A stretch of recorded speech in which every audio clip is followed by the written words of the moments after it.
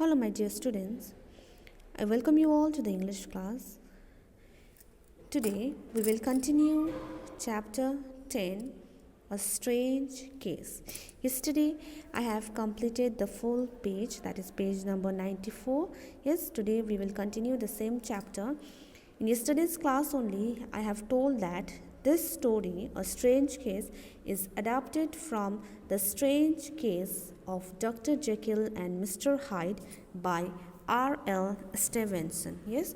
So, in yesterday's class, we saw that one unknown person is sitting in the crouching against the pillar of portico, and the narrator himself is inviting him inside his house, and that person is dressed up in a very strange manner, right? It feels that the dress he was wearing was not his own. So next, what happens? Let us see in today's class. I made this observation in a few seconds. My visitor wore a serious expression on his face and he looked agitated. "Have you got it?" he cried. "Have you got it?" And so lively was his impatience that he even laid his hand upon my arm and shook me.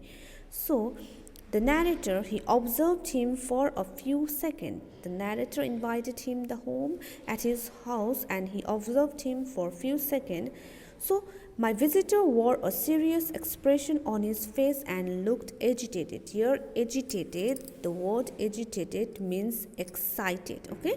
So his visitor, the visitor he was giving a very serious expression on his face and he was looking very much excited. Now the narrator, now that person is crying, he is shouting, "Have you got it? Have you got it?" He is asking the narrator, have he got it? And so lively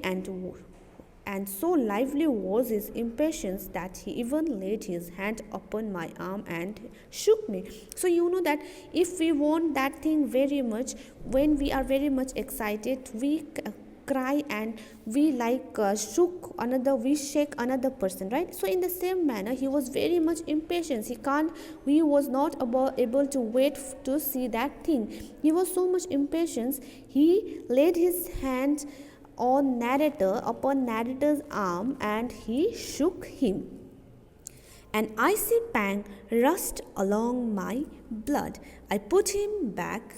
"Come, sir," I said. Now an icy pang means a sudden feeling of mental or emotional distress. Now the narrator felt sudden emotional or mental distress when he was shook by the visitor. Okay, so the narrator slowly put him back. He said, "Come, sir."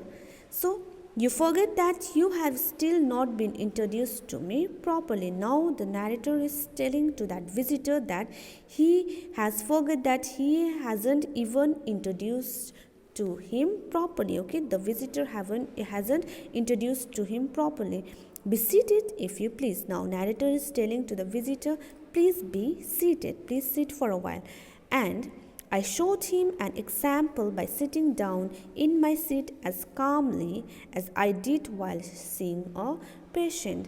But my manners were affected by lateness of the hour, the nature of the job in hand, and the horror I had from having such a visitor. So he showed him the seat where he need to be seated, and I showed him an example by sitting down in my seat as calmly as the narrator was trying to be very much calm, as if he used to do with other patients. The narrator, though the visitor was very much impatient, the narrator was trying to be very much calm and as if he did with other patient. Okay, but my manners were affected by the lateness of the hour.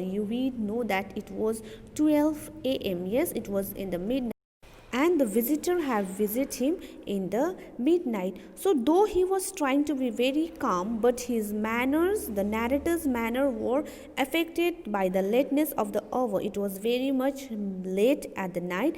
The nature of the job in hand and horror I had seen from having such a visitor. He was little bit terrified with the visitor. He was little bit afraid with the visitor, because visitor seems to be very impatient, and as he described that he had wore different type of cloth, right? Uncommon type of cloth.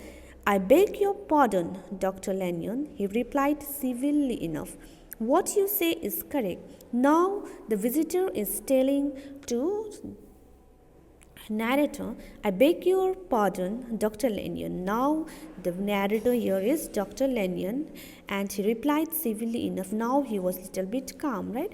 What you say is correct. Now he is telling to Dr. Lanyon that what he is telling was correct. I am too impatient to be polite. Your colleague, Dr. Henry Jekyll, insisted me to come here on a very urgent business. So now the visitor is telling, now he is sitting in the seat he was shown by the narrator. Narrator here is Dr.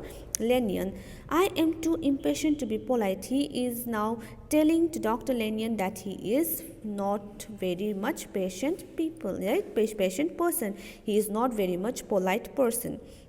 Your colleagues, Dr. Henry Jekyll, insisted me to come here on a. So do you remember that this visitor was sent by Dr.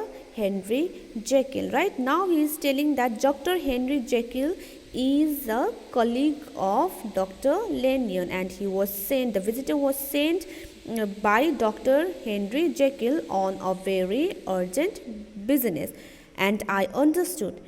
He paused and put his hand to his throat, and I could see, in spite of his calm manner, that he was struggling against a panic attack. He resumed, I understood a drawer. So the narrator, now that person is telling that he is trying to be calm, but he is talking continuously. So that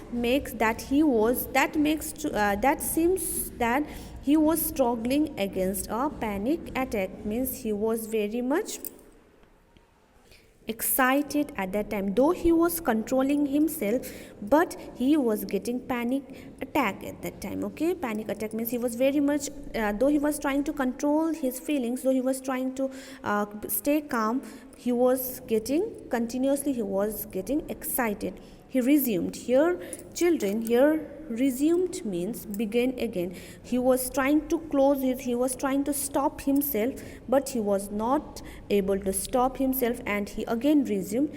I understood a drawer. Okay, now he said here the incomplete sentence. He is telling here incomplete sentence. I understood a drawer. But here I took pity on my visitor. There it is, sir, I said, pointing to the drawer, where it lay on the floor behind a table and still covered with the sheet. Now, Dr. Lanyon felt pity on this visitor, okay, as he was struggling with the panic attack, as he was not controllable, as he was not able to calm himself. At that time, Dr. Lanyon felt pity on him, and finally he told, there it is, sir, I said, pointing to the drawer. Now Dr. Lanyon is showing something to the visitor.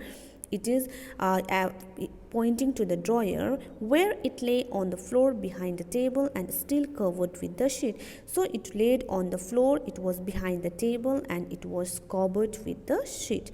He sprang to it, then paused and laid his hand upon his heart. So he sprang, he runningly went to it, he jumped to it, then he paused there, he stopped there, and he laid his hand upon his heart. After that, he touched his heart with his hand. I could hear his teeth grate. Here, grate, grate means making unpleasant grinding sound. Okay, so Dr. Lanyon could hear his teeth grit. His face was so ghastly to see. I grew alarmed for his life. Alarmed means now Dr. Lanyon was little bit suddenly afraid. He was very much excited to see that thing which was lying on the floor covered with the sheet. So he started his teeth was grating. Okay, his teeth was like making unpleasant sound. So ghastly means, children, yeah, ghastly means causing great horror or fear, as if his face was he was little bit afraid. His face could show that he was afraid. So that grew alarm, that means that made Dr. Lanyon also little bit afraid. Okay, calm down, I said. Now Dr. Lanyon, the narrator, said calm down. So let us stop our story till here. Okay, children, so in the next class I will continue the story. Till then, stay safe, stay healthy. Thank you.